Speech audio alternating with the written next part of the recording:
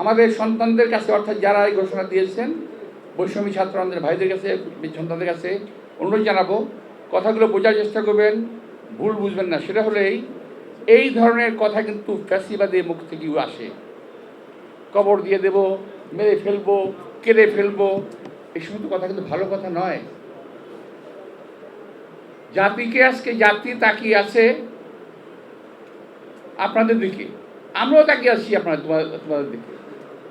তোমাদের মুখ থেকে এই ধরনের কথা আমরা আশা করি না। আমি অন্তত এটুকু বিশ্বাস করি, কিছু লোক বাইরে থেকে সরকার গঠন করে ফেলেছেন, মনে হয় এরকম। তারা আবার বলেনও যে আমাদের সঙ্গে এদেশে কথাবার্তা হয়, এবং তাদের কথাবার্তার যে ধাঁচ, আজকে আমাদের ছাত্র ভাইদের কথাবার্তার যে ধাঁচ একই রকম। আমরা কি তাহলে ৭১ সালে কি করলাম?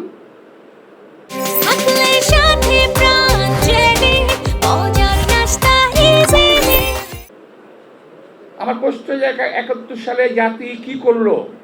আমরা কি অন্যায় করেছিলাম? আমি জানি একটা পক্ষ বলবে যে হ্যাঁ, ওই দিন পাকিস্তান থেকে বাংলাদেশকে স্বাধীন করে আপনারা অন্যায় করেছেন, বলতে পারেন, স্বাধীনতা আছে। কিন্তু আমরা কি অন্যায় করেছিলাম যুদ্ধ করে, এই দেশকে স্বাধীন করে? বাকশাল কায়েম করলো আওয়ামী লীগ, হাসিনা দেশটাকে ১৫ বছরে শেষ করে দিল। আমি কালকে বলেছি, প্রায় ভারতের অঙ্গরাজ্যে পরিণত করেছিল। এখান থেকে উদ্ধার করার জন্য তো আমরা ১৭ বছর আন্দোলন করেছি। আমাদের আন্দোলনের, আমাদের কথায় কোনো মূল্য নাই।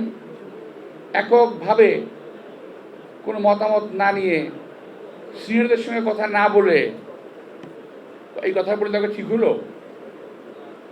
আমি ৭২-এর সংবিধানের সমর্থক নই, আমি ৭১-এর মুক্তিযুদ্ধের রক্তের সমর্থক। আমি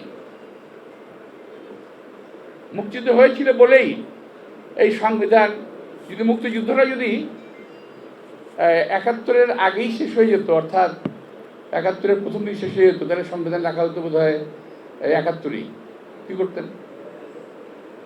ডিসেম্বরে আত্মসমর্পণ করলো, তো সুতরাং এই সংবিধানটা করতে হলো। তখন উপায় ছিল না, সংবিধান করতে হলো, দেশ চলতে হবে। তো এইভাবে তো দেশ চলা যায় না, এখন যেভাবে চলতেছে এইভাবে একটা দেশ চলে না।